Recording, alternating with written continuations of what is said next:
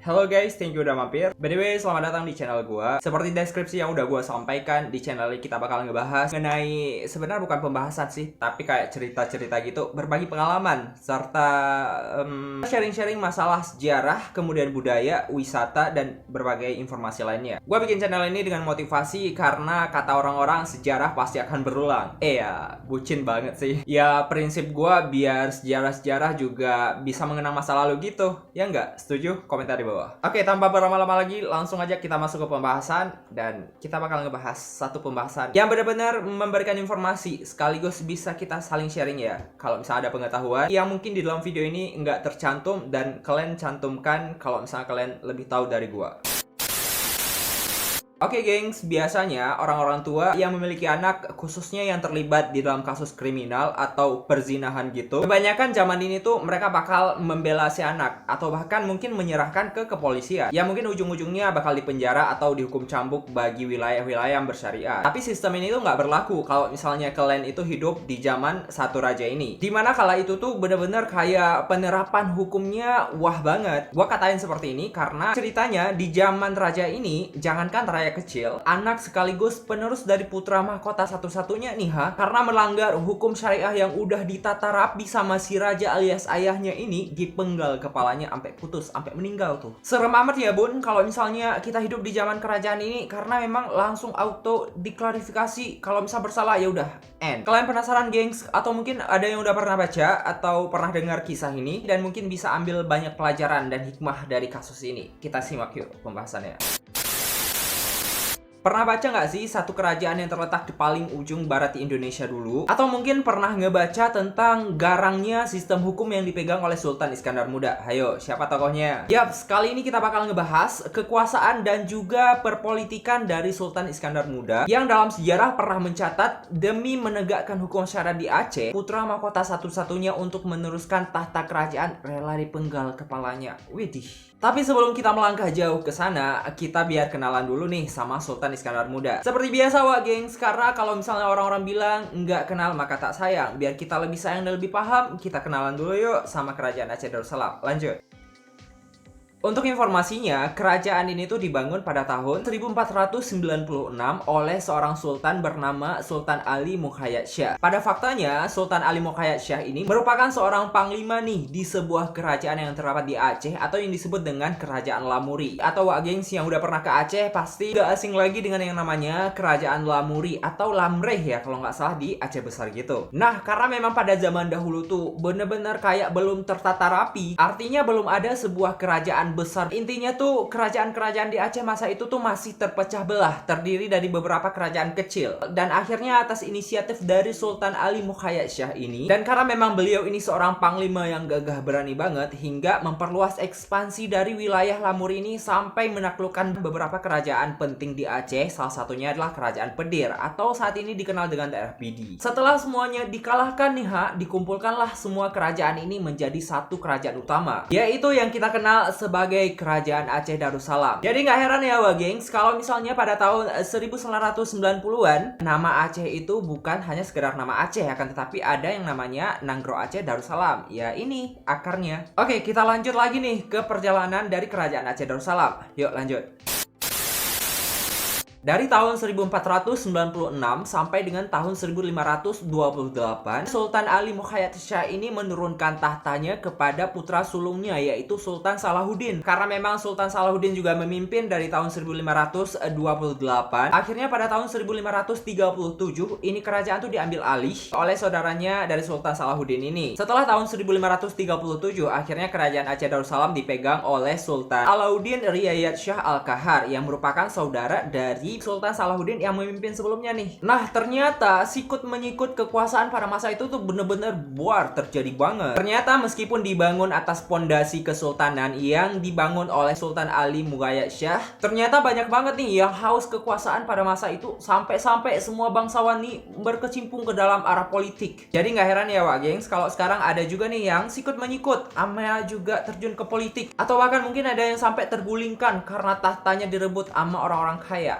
Orang kaya emang berkuasa dari dulu ya bun. Nah karena memang setelah pemerintahan ini kerajaan Aceh Darussalam dipegang oleh orang-orang yang punya harta, punya tahta, dan juga punya wanita. Canda wanita, punya Renata kali ya. Nah karena memang diplomasi dan juga regulasi yang ditentukan saat itu tuh benar-benar bisa dipegang oleh orang-orang beruang, akhirnya kekuasaan dari kerajaan Aceh Darussalam tuh kayak amburadul banget karena memang dipegang oleh orang-orang yang gak ngerti pemerintahan. Jadi sekaya orang-orang ini megang kerajaan untuk kepentingan pribadi mereka, ya kayak apa ya, sistem dinasti gitu. Hingga pada akhirnya di tahun 1607 muncullah sosok yang benar-benar mengubah segalanya. Yaps, ini tuh benar-benar kayak puncak kejayaan Aceh banget karena seluruh ekspansi dan perluasan wilayah tuh benar-benar digencarkan banget di bawah pimpinan Sultan Iskandar Muda. Ayo, tersebut lagi kan nama Sultan Iskandar Muda? Atau ada yang pernah dengar? Atau mungkin ada yang pernah baca di tulisan-tulisan buku sejarah gitu? Yaps, wak geng, kalau misalnya pernah ke Banda Aceh, nama ini tuh kayak benar-benar melekat banget. Mulai dari bandara, rumah sakit, fasilitas-fasilitas instansi dan sebagainya, hingga universitas tuh juga ada yang namanya Sultan Iskandar Muda University. Ya saking tersohornya karena benar-benar memerintah dengan sangat baik di masa kerajaan Aceh hingga membuat Aceh tuh ditakuti sama Belanda-Belanda dan juga Portugis yang masa itu berkuasa. By the way, kita masuk ke dalam sesi perkenalan nih sama Sultan Iskandar Muda. Yuk kita masuk.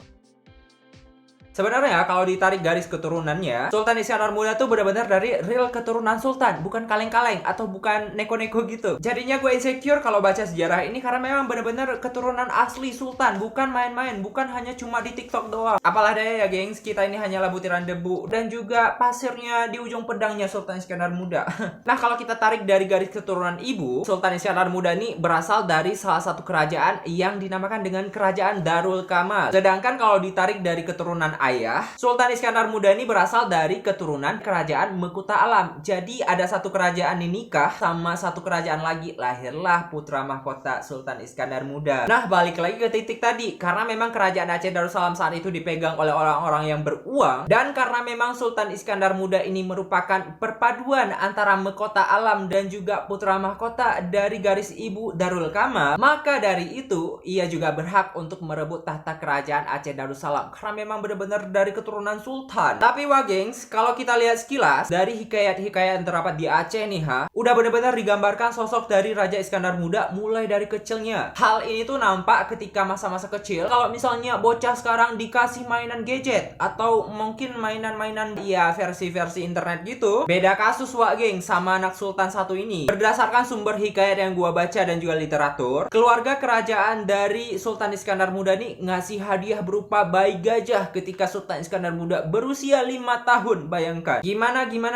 Ada yang mau ngalahin? Kagak lah, mana ada. Kalian bayangkan wah gengs, ketika umur 5 tahun dikasih gajah, apa kagak jadi pemberani kesatria tuh ketika udah gede? Coba kalian bandingkan sama bocah-bocah sekarang, dikasihnya gadget, pas gede nari-nari depan kamera. Ups. Karena memang udah diajarkan dalam tata krama serta hidup berkerajaan dan juga perpolitikan yang bagus. Gak hanya itu, Sultan Iskandar Muda juga diajarkan tentang ilmu agama dan filsafat yang luar biasa sama keluarga kerajaan. Sehingga karena memang udah dipupuk dari kecil, dari bocahnya dengan pengetahuan agama, udah kayak bayinya Raffi Ahmad dan Nagita aja, udah dipupuk jadi acting dari kecil. Jadi udah kagak kaget lagi kalau misalnya suatu hari Raja Iskandar Muda itu memimpin sebuah kerajaan besar seperti Kerajaan Darussalam pada masa itu. Ya iyalah, masa kaget, umur 5 tahun aja udah dikasih gajah, apalagi udah gede, bisa berperang mengarungi lautan. Nah karena memang punya berhak atas Kerajaan Aceh Darussalam, akhirnya pada tahun 1607 Kerajaan Aceh Darussalam tuh mutlak dipegang oleh seorang sultan bernama Sultan Iskandar Muda dan memimpin sampai memperluas daerahnya sampai ke Malaysia noh. Kebayang wak geng, kalau misalnya ada yang mempertahankan di masa itu, mungkin wilayah Indonesia nih juga termasuk wilayah Malaysia. Nah, cerita romantisnya berawal dari sini nih, ketika Raja Iskandar Muda memperluas daerahnya sampai ke Johor sama Pahang. Ketika memperluas daerahnya ke Johor dan juga Pahang, ketemulah sama yang namanya permaisuri bernama Permaisuri Putropang Kamalia. Karena memang jatuh cinta sama Putropang, akhirnya dipinanglah Putropang sama Raja Iskandar Muda dan dibawa ke Banda Aceh kala itu dan disuntingnya menjadi seorang permaisuri Kerajaan Aceh Darussalam. Tapi ada cerita yang benar-benar mengagumkan di sini wak gengs. Jadi suatu hari Putri Kamalia ini rindu sama negerinya yang berbukit-bukit katanya. Yang namanya permaisuri bebas mau bersedih, mau berceria atau apapun ya bebas ya wak gengs. Akhirnya karena melihat kemurungan dari wajah permaisuri sekaligus penasehat kerajaan ini, ditanyakanlah sama Raja Iskandar Muda, kenapa sih si permaisuri bermurung hati? Permaisuri menjawab bahwa dia rindu sama kampung halaman yang berbukit-bukit. Jadi permaisuri itu enak banget ya, ketika curhat sama suami langsung tuh dibuatkan gunongan. Dikumpulkannya seluruh arsitek seluruh kerajaan Aceh Darussalam, dibuat dengan putih telur campur kapur. Jadi kebayang kalau misal permaisurinya murung aja dibuatkan gunongan, apalagi kalau minta iPhone atau boba sampai zaman sekarang ya. Langsung dikabulkan, langsung dibeli, tinggal transfer. Nah, gunongan inilah yang menjadi salah satu bukti cinta dari Sultan Iskandar Muda yang bisa disaksikan sampai sekarang nih di kota Banda Aceh. Kalau misalnya Waging ada ke Banda Aceh, nah perjalanan dari Raja Iskandar Muda tuh sampai pada titik dimana ada sebuah cobaan gede nih, seperti yang intro gua jelasin tadi, dimana putra mahkota harus dihukum pancung di depan rakyatnya. Lah gimana ceritanya sampai putra mahkota yang satu-satunya mewariskan tahta kerajaan tapi harus dihukum pancung? Jadi ceritanya pada suatu hari ada seorang perwira datang ke Raja Sultan Iskandar Muda nih. Si perwira tersebut tuh ngadu sama raja kalau misalnya putra mahkota alias yang namanya Merah Pupo telah tidur bareng si istrinya perwira tersebut. Nah karena memang takut sama raja, akhirnya Merah Pupo tidak dibunuh seketika, melainkan si perwira ini kabur ke kerajaan dan mengadu kepada raja. Langsunglah dipanggil tuh seluruh pengawal untuk menangkap Merah Pupo dan dibawa ke tahanan. Saat itu juga tanpa pandang bulu.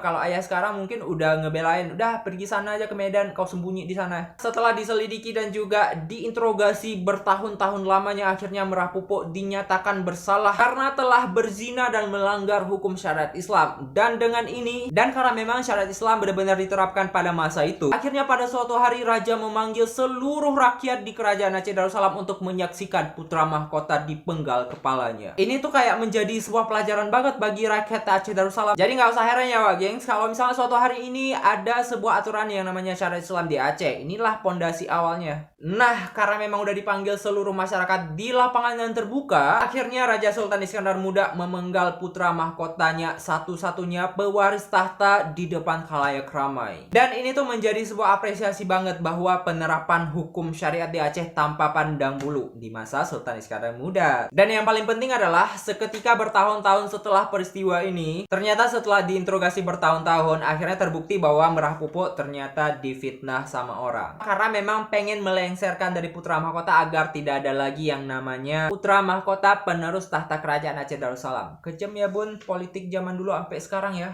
Jadi gimana Wagengs? Itulah beberapa cerita dan kutipan dari sejarah Sultan Iskandar Muda. Kalau misalnya Wagengs suka dengan channel ini, silahkan klik tombol subscribe, like, dan juga komen serta share-nya. Terima kasih sudah menjadi bagian dari channel ini dan semoga bisa memberikan bahan-bahan belajar dan juga informasi seputar nilai sejarah ke depan. See you!